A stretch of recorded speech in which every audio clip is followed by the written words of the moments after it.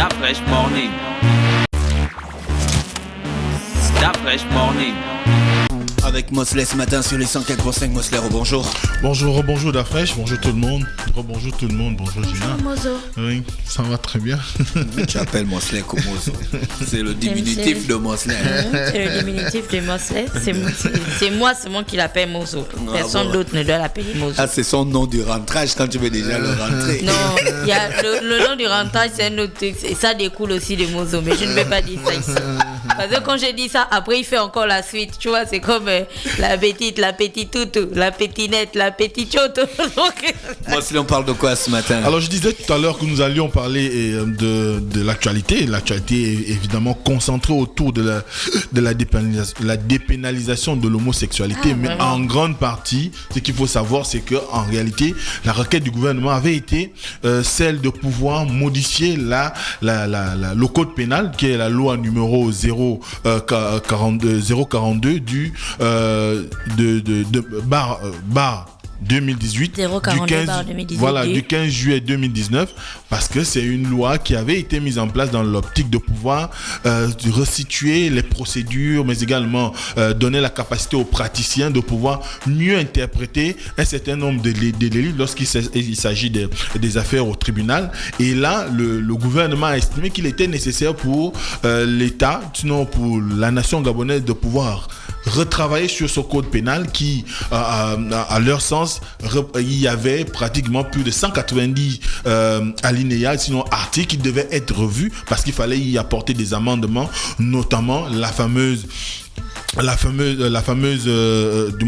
article ou l'alinéa qui va à l'alinéa 5 de l'article 402 qui pose problème aujourd'hui parce qu'on se retrouve dans une logique qui voudrait que les députés ayant plus ou moins choisi de dépénaliser, il y a aujourd'hui la procédure continue au niveau du Parlement, notamment avec l'audition qu'il y a eu hier du Premier ministre à l'Assemblée nationale, au Sénat, donc au Palais Omar Bongo, et à la suite de cette communication, évidemment, on voit bien dans les réseaux sociaux que beaucoup de personnes sont en train d'avancer des idées selon lesquelles le Sénat aurait rejeté la loi, mais on n'en est pas encore là parce que hier il ne s'agissait simplement que de la présentation du Premier ministre, parce qu'il fallait que le Premier ministre soit auditionné, qu'il soit entendu par les vénérables sénateurs afin qu'il puisse par la suite juger de la pertinence de sa requête. Et je crois que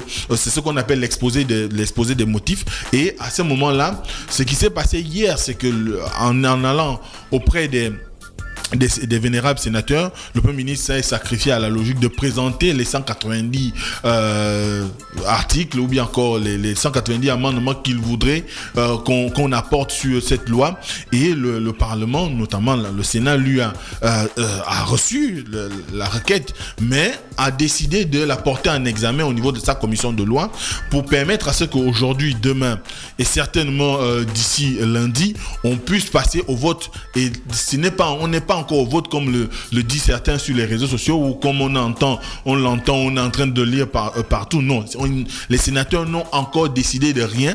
La loi a été portée à examen, notamment au niveau de la commission des lois, ce qui fera que à la suite de cet examen-là, on aura une idée claire, juste, et de quelle sera peut-être la position à prendre pour les sénateurs, parce que vous savez que nous sommes aussi en situation où le Parlement risque d'aller en congé. Va aller en congé, notamment en congé parce qu'ils sont en fin de session parlementaire, ils vont aller en congé, et dès cet instant il y a un certain nombre de lois qui doivent voter, notamment celui qui permet au président de la République de légiférer en période d'intercession parlementaire, donc qui consacre les congés des honorables députés et des vénérables sénateurs. Donc dès cet instant, on est quand même pris par le temps, on est dans l'esprit qui voudrait que plus ou moins on soit ancré dans une situation où le Sénat devra plus ou moins s'exprimer rapidement pour permettre à ce qu'on sache exactement de quoi il retourne, si effectivement on devra enregistrer l'idée que le Sénat a débouté, justement, du moins, a rejeté. Ton analyse, il nous reste deux cas de figure pour cette sortie de crise, si je peux l'appeler comme ça. Petit A, mais j'ai dit si je peux l'appeler comme ça. Petit A, le Sénat autorise, vote la loi, qu'est-ce qui le vote pour la loi, qu'est-ce qui se passerait? Petit B, le Sénat vote contre, qu'est-ce qui se passerait? Alors, petit A, le Sénat vote la loi. Ce qui va se passer, c'est qu'il ne restera plus qu'à promulgation au niveau du président. Parce que c'est le président qui promulgue la loi. Et notamment, c'est par un décret qui sera pris soit dans le Conseil des ministres ou encore un décret qui pourra prendre pendant la période d'intercession. Ça dépend de sa disponibilité et du choix, du temps la période qui lui sied le mieux. Donc, dès cet instant, si évidemment le Sénat également valide la modification, il n'y a plus de débat au niveau du Parlement. Ça va direct repartir au niveau de l'exécutif qui va décider de la promulgation. Ensuite, si le Sénat rejette la requête du gouvernement, ce qui va se passer, c'est qu'on va assister à la mise en place d'une commission paritaire, députés, sénateurs. Cette commission aura finalement à nouveau étudié dans le fond le bien fondé de cette requête, et soit elle invalide ou elle valide. D'ailleurs, c'est ce qui a prévalu au moment où en juillet 2019, on avait passé au vote de cette loi, parce que il n'y avait pas eu de lecture identique des modifications entre la chambre basse et la chambre haute du Parlement, et on a dû créer une commission pour pouvoir permettre à ce que les députés et les sénateurs, finalement, on se rappellera que à ce moment-là, ce sont les sénateurs, je préfère dire députés et sénateurs, parce que le Sénat c'est le Sénat qui portait la force parlementaire, les deux charges parlementaires, aussi bien celle des députés que des sénateurs. Dès cet instant, on a voté et la loi est passée. Maintenant, ce qu'il faut savoir, c'est qu'après cette étape, rejet ou pas rejet, il y a qu'aujourd'hui, il y a des gens qui se sont exprimés, et ces gens-là sont quand même des personnalités de premier plan. On a par exemple la première dame Sylvia Bongo Ondimba qui a salué cette loi, du moins le vote des députés, parce qu'elle estime qu'aujourd'hui, il est nécessaire que les mentalités s'inscrivent dans la logique de l'évolution, étant donné qu'aujourd'hui, on ne peut plus ou moins nous cacher de l'existence de ce phénomène dans notre société, et elle se réjouissait de ce que les députés ont marqué un pas en avant en ce qui concerne l'avancement sur le plan de l'évolution de la société gabonaise. Ensuite, il y a l'intervention du Premier ministre qui lui également, je rappelle que c'était sur un réseau social que la Première Dame s'est exprimée, notamment Twitter, et c'est la même chose pour le Premier ministre. Et le Premier ministre, lui également... Quel Premier ministre? Julien Korbekal. Il a Twitter. Oui, il a Twitter. Et lui également s'est exprimé, tout comme le ministre Biendi Manga Moussavou. Lui aussi la Twitter. Et ils se sont exprimés pour saluer la décision évidemment des députés, des 48 qui ont choisi de pouvoir voter la dépénalisation. Et le président ne s'est pas exprimé. Pas encore. Le président, je pense que c'est sur Twitter. Pour le moment, Facebook. Pas aujourd'hui. En tout cas, le président devrait normalement s'exprimer en dernier ressort, parce que il y a une procédure qui a été initiée. Qui dit Premier ministre, donc dit gouvernement, et qui dit gouvernement engage le président de la République, étant donné que c'est lui la première autorité du pouvoir exécutif. Et dès cet instant, il va s'exprimer en dernier ressort. Et c'est ce qui fait qu'aujourd'hui, ces personnalités qui se sont exprimées en faveur évidemment de cette loi, ils trouvent également une opposition, malgré le fait qu'on a quand même, il faut le signaler, il y a un certain nombre de députés qui se sont exprimés, notamment l'honorable Sylvie Kota, qui est députée du 3e arrondissement de la commune de Libreville. Elle l'a présenté sans volonté, parce que le fait qu'elle ait choisi de voter pour n'avait rien de ce qu'elle ne respectait pas les valeurs gabonaises, mais beaucoup plus elle s'inscrivait dans une logique de l'évolution des mentalités, mais également par solidarité à la majorité, donc à son parti, si on peut dire ça comme ça. Et on a également le député Pas solidarité à son parti, le PDG. Le Parti démocratique gabonais. Le PDG s'est prononcé de manière claire sur sa position sur la question? Non, pas encore. De façon officielle, on n'a pas encore le résultat. Même quoique, il y a eu une petite intervention du secrétaire général, mais c'était pas une intervention qui engage réellement le parti. Mais n'empêche qu'aujourd'hui, c'est ce qu'elle a dit. Maintenant, ce qui se trouve, c'est que ces déclarations en faveur de la dépénalisation qui ont été plus ou moins faites par un certain nombre de personnalités trouvent quand même de l'autre côté des oppositions et des oppositions suffisamment virulentes. Et on se rappellera que il y a eu quelque temps, on avait déjà en parlé lorsqu'il s'est agi d'un certain nombre de situations en rapport avec la privation des libertés au Gabon. On a un prêtre au niveau du diocèse d'Oyem qui est l'abbé Jean-Bernard Assokonvé, qu'on appelle aussi Monseigneur Assokonvé parce qu'il est Jean-Bernard. Oui, l'abbé Jean-Bernard Assokonvé, qui est vicaire épiscopal émérite au niveau du diocèse d'Oyem, qui est également en affectation du côté d'Ibitam, dans une paroisse à Bitam. Lui, il a exprimé le fait qu'aujourd'hui, ce qui amène les députés aujourd'hui à pouvoir prendre ces décisions, c'est simplement parce qu'il y a un déficit démocratique au niveau de notre pays, ce qui fait que la liberté d'expression n'est pas garantie, la capacité d'expression des opinions n'est pas suffisamment garantie, et dès cet instant, en tant qu'homme de Dieu, et donc religieux, mais également en tant que partisan d'un Gabon fort, un Gabon où tout le monde arrive à trouver sa place pour pouvoir vivre, il est pour la non-dépénalisation de l'homosexualité. Et d'ailleurs, il a ensuite engagé un certain nombre de religieux, près de 412 religieux, pour pouvoir se manifester la semaine prochaine en ce qui concerne. Il a dit que la liberté d'expression n'est pas suffisamment garantie. Oui. Quand il s'est exprimé là, il a eu quel problème? C'est pas ça le sujet. Le sujet, c'est de dire,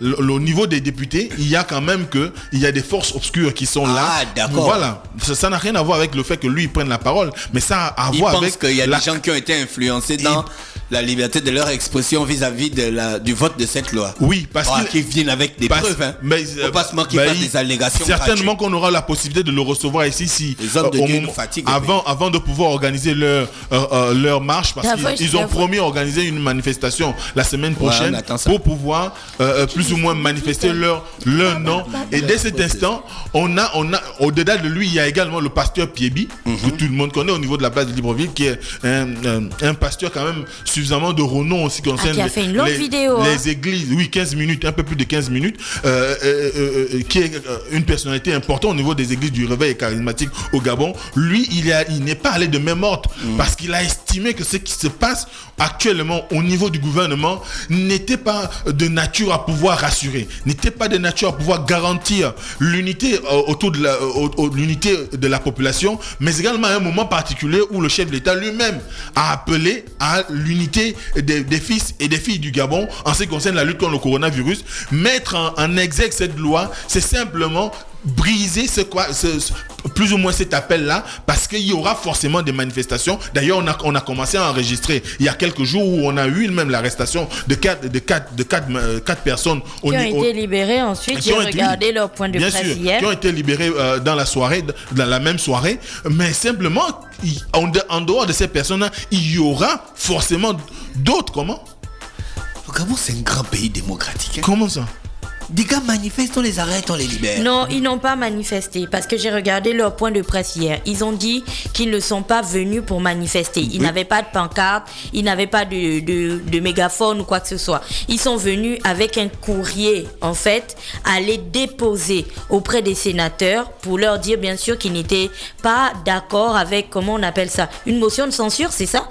Ils sont venus avec une motion de censure à déposer aux sénateurs par rapport à la décision des députés. Et donc, en arrivant, ils sont tombés sur un lieutenant de police qui a ensuite appelé le responsable donc du Sénat, qui leur a dit qu'ils n'avaient pas le droit de rentrer, qu'ils pouvaient pas. Enfin bref, ils ont fait un point de presse hier. Ils ont dit ils leur ont dit qu'ils n'avaient pas le droit de rentrer. Donc eux, ils ont boudé parce que c'est la maison du peuple. C'est clair. Et puis le responsable en question leur a dit qu'ils pouvaient pas rentrer et tout et qu'ils devaient rentrer chez eux. Donc en rentrant chez eux, en partant, enfin ça c'était leur version. La conférence est encore en ligne. C'était sur la page du site Média de Gabon, Gabon Media Time, voilà. Donc en rentrant chez eux, après bien sûr on les a arrêtés et tout. Mais durant toute cette procédure, excepté l'arrestation, Ils disent qu'ils n'ont pas été maltraités, on les a Alors, pas pourquoi je dis que insultés, on leur a rien fait. Ils ont juste attendu en fait dans les bureaux de la police et tout ça, Voilà où ils ont pourquoi je dis d'ailleurs que c'est un rencontré grand pays. le commissaire qui a été Démocratique. très pédagogue et qui ensuite les a laissés repartir chez eux. Oui, mais le fait qu'il Oui, y a on quand était même sur eu les réactions. l'arrestation, ça sous-entend qu'il y a quand même eu un mouvement. Oui, il y a eu un mouvement. Parce qu'on n'arrête pas quelqu'un s'il n'y a pas de mouvement. Tout à Donc, fait. dès cet instant, le fait qu'ils aient manifesté, c'est un moyen aujourd'hui de pouvoir prouver aux yeux de la nation qu'il y a quand même des gens qui sont contre. Et cette manifestation de l'opposition par rapport à cette dépénalisation, c'est encore beaucoup plus reposé sur la communication qu'a délivrée hier l'archevêque de Libreville, Monseigneur Ibaba. Dans cette communication, lui également condamne la dépénalisation de l'homosexualité au niveau de notre pays. Et vous savez très bien que, logiquement, l'Église commence aujourd'hui à tergiverser. Mais lorsque vous avez le premier prélat au niveau du Gabon, qui lui, en tenant compte de nos réalités coutumières, mais également en tenant compte de l'avenir, parce que dans un passage, dans cette communication que j'ai sous mes yeux, il souligne que le fait que l'Église ne s'oppose pas à la dépénalisation seulement juste parce qu'il faut faire beau. Il s'agit pour eux de défendre non seulement l'avenir des enfants, mais également même l'avenir des homosexuels. Parce que au niveau de notre pays, on n'a pas, si on en vient à réellement interroger les statistiques, il n'y a pas de raison de croire qu'il y a des gens qui auraient été molestés ou encore agressés par rapport à leur opinion, du moins à leur pratique sexuelle. Orientation. Ou orientation sexuelle. Donc, dès cet instant, on ne voit pas l'urgence En la matière. qui aurait amené le gouvernement à pouvoir proposer cette loi. Et plus encore, on a les acteurs politiques qui, eux aussi, sont rentrés dans la danse. Quels acteurs notamment politiques, par exemple? Pierre Claver Mamanga Moussavou, Louis Gaston Maïla. Ces derniers, eux aussi, ils ont, au nom des valeurs gabonaises, des valeurs africaines, exprimer leur nom parce qu'ils estimeraient qu'aujourd'hui, ce qui se passe actuellement n'est pas de nature à garantir l'unité nationale, n'est pas de nature à préserver les valeurs qui sont les nôtres. Et c'est vrai qu'aujourd'hui, quand on essaie un peu de parcourir, par exemple, Pierre Claver Manga Moussavou, lui, il est beaucoup plus sur le plan juridique parce qu'il estime qu'un projet de loi qui suscite friction et frustration doit être purement et simplement retiré. Parce que simplement aujourd'hui, si on arrivait à faire un sondage où nous allons retrouver certainement avec une majorité de Gabonais qui s'exprimeraient de façon claire, juste et dynamique en disant non à la dépénalisation. Le sondage n'est pas encore fait, donc on ne peut pas affirmer quoi que ce soit. Le sondage n'est pas fait, mais au regard des réactions, parce que les réactions du non sont beaucoup plus On ne nombreuses. peut pas évaluer les réactions, Mosley. C'est des réactions éparses. On ne peut pas les évaluer pour en décider d'une mentalité générale. S'il te plaît, c'est lorsqu'on fait dans une étude scientifique, lorsqu'on a des réactions, si on les prend, on les réunit, on les recoupe et qu'on voit qu'il y a une tendance qui se dégage, on peut en tirer des conclusions. On n'a pas forcément besoin de faire un sondage, mais rien qu'en allant sur les réseaux, il suffit juste de prendre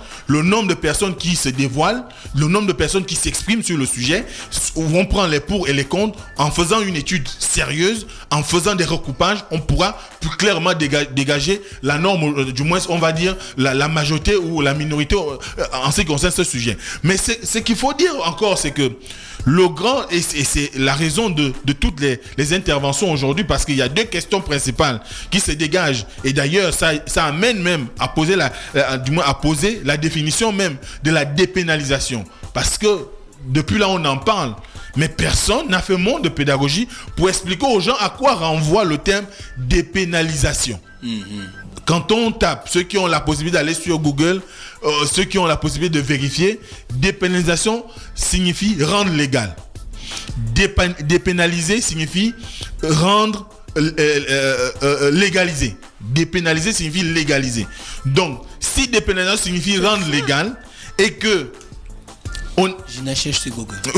et que au niveau de ce débat que nous avons aujourd'hui au c'est Gabon, soustraire une infraction à la sanction du droit pénal. Ça ne signifie pas cherche synonyme, légal. synonyme, tape synonyme.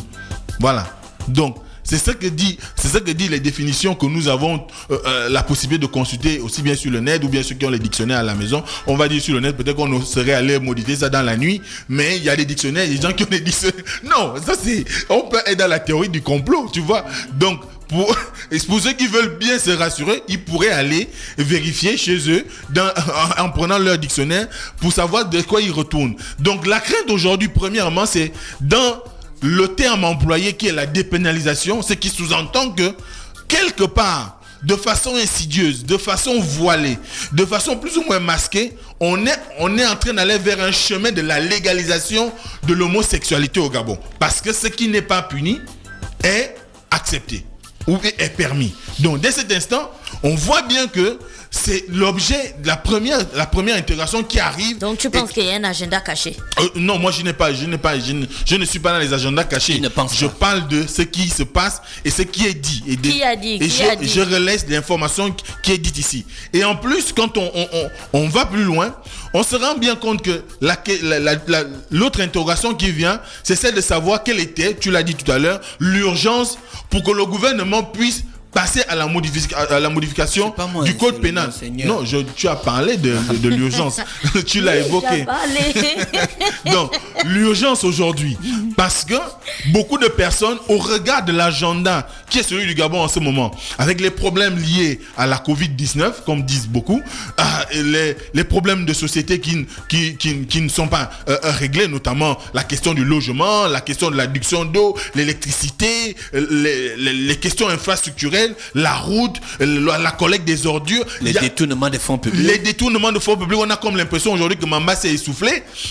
Autant de situations qui font qu'à un moment donné, les gens se posent la question du bien fondé qu'il y avait pour le gouvernement, donc l'exécutif, à pouvoir soumettre cette modification au niveau du Parlement. Parce que les gens ne s'en expliquent pas. Et de ce qu'on reçoit comme information, il semblerait, je ne suis pas dans l'affirmation, mais il semblerait, d'après ce qui est dit, que ce sont des exigences qui viendraient peut-être de l'extérieur.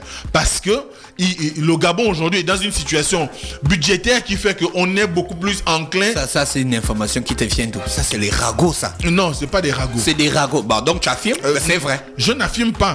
Mais je dis que c'est pas des ragots parce que. Sinon pas de preuves. Sinon pas de preuves, c'est que c'est des ragots. Ne dis pas. Parce que il y a quand même eu quand même un débat hier, un débat sur une chaîne de télé au cours de laquelle quelqu'un a sorti une information concernant l'accord de prêt entre le FMI et le Gabon. Donc le FMI va vous dire c'était sur quelle chaîne de télé et qui a dit ça? Et quelle est la personne qui l'a dit? Mosley, s'il te plaît. Et quelle est la personne qui l'a dit? Au moins ça te désengage. Non, c'est même pas une question de se désengager. Mais qui l'a dit? Ce qui se passe, c'est que aujourd'hui, tout le monde a suivi cette émission Ligne de Mire, animée par Ange Nela Pambo et évidemment Marcel Libama, qui est quand même un leader de la CG. S'il vous plaît, on ne discute pas sur la qualité de l'individu, on discute sur le discours. Moi j'ai discuté sur mais bien sûr, ton interjection, c'est comme pour dire qu'il ne vaut rien. Voilà. Maintenant, je ne m'énerve pas. Je ne m'énerve pas. Je restitue les choses. Maintenant, ce qui se passe, c'est que aujourd'hui, nous sommes dans un pays où on a besoin qu'il y ait une certaine lecture qui soit cohérente, qui permette à ce que on puisse savoir ce qui a encouragé le gouvernement à s'inscrire dans une logique de dépénalisation alors qu'il n'y avait pas urgence en la matière. Première chose. La deuxième chose, évidemment, qui aussi intéresse, c'est celle de savoir j'en ai parlé d'ailleurs, les statistiques, et je crois qu'aujourd'hui, il faudrait que les populations dans leur globalité puissent avoir la bonne information de la part du gouvernement. Parce qu'on pourra aller voir, on pourra indexer les députés, mais je crois que les députés ont réagi en fonction de la sollicitation du gouvernement. Il n'y a que le gouvernement qui peut réellement dire ce qui l'a motivé à pouvoir soumettre ce vote-là au Parlement. Maintenant, après, comme je l'ai dit tout à l'heure, les sénateurs ne se sont pas encore prononcés sur la question parce qu'ils sont la loi en examen. On espère tout simplement que la grande majorité qui s'exprime aujourd'hui pour le non pourra trouver peut-être des raisons et que peut-être aussi ceux qui sont pour le oui pourront trouver également satisfaction parce qu'il va aussi des dynamiques sociales. Nous sommes dans une société qui est appelée à évoluer, mais est-ce que l'évolution c'est forcément la capacité à pouvoir prendre ce qui se passe ailleurs et l'imposer à une bonne partie de la population quand on sait quelles sont les valeurs de la société gabonaise? Il faudrait plus ou moins aujourd'hui travailler à faire en sorte qu'il n'y ait pas de friction, comme le disait Pierre Claver Manga Moussavou, mais qu'il y ait beaucoup plus un travail qui pourrait amener plus ou moins à satisfaire peut-être les deux camps, ou encore à trouver le juste milieu qui ferait qu'on soit dans une idée qui pourrait nous donner une lecture qui ne traduit pas la volonté manifeste d'imposer un certain comportement au sein de la société gabonaise, alors que les Gabonais, dans leur grande majorité, n'en veulent pas. Parce que aujourd'hui, beaucoup traduit l'homosexualité comme étant une déviance au niveau de notre pays, et que finalement, si au niveau du Sénat, c'est également adopté, je crois qu'il ne restera plus pour ceux des contestataires de pouvoir s'adresser à la Cour constitutionnelle qui pourra juger de la constitutionnalité de cette loi-là. Mais il faut savoir déjà que si, évidemment, les sénateurs également valident et que le président de la République promulgue la loi, il va falloir passer à nouveau à la révision de notre constitution. Parce qu'il y a un article, notamment l'article 14 dans la constitution gabonaise, qui dit que le mariage, c'est entre des personnes de sexe opposé. Ah, mais là, tu n'es pas dans le débat. On parle de mariage ou on parle d'homosexualité? Non, parce que tout ça tient. À un moment donné, nous sommes dans une société qui est appelée à évoluer. Et l'évolution traduit qu'on devra donner un certain nombre de droits aux homosexuels. Et c'est ce qui s'est passé en France. Depuis pratiquement 1879, les homosexuels se sont battus en France pour pouvoir avoir ces droits-là jusqu'en 1999, lorsqu'il y a eu le vote du mariage pour tous. Donc, il faut s'inscrire dans une logique qui est de pouvoir inscrire la société dans une dynamique d'évolution, et cette évolution-là traduit qu'on devra peut-être réviser l'ensemble de notre, comme tu dis souvent, batterie constitutionnelle, voilà, le bloc constitutionnel, voilà, parce que il faudrait qu'on soit logique, cohérent avec les engagements que notre pays prend à l'international ou les attentes des populations. Merci Mosley qui est avec nous ce matin sur le 104.5 Urban FM, la station urbaine, dans le Da Fresh Morning, le dernier Da Fresh Morning de la semaine, celui du vendredi. On vous souhaite donc de passer un bon week-end à l'écoute des programmes d'Urban FM 104.5, la station urbaine. On se retrouve à 14h sur ta page Facebook. On se retrouve à 14h sur ma page Facebook pour le live sur le livre En toute franchise de Kim Scott. D'accord Mosley, on se retrouve lundi. Oui, on se retrouve lundi. Restez connectés sur les 104.5 Urban FM, la station urbaine, dans le Da Fresh Morning. René Ruth est avec nous. René Ruth, bonjour. Da Fresh Morning.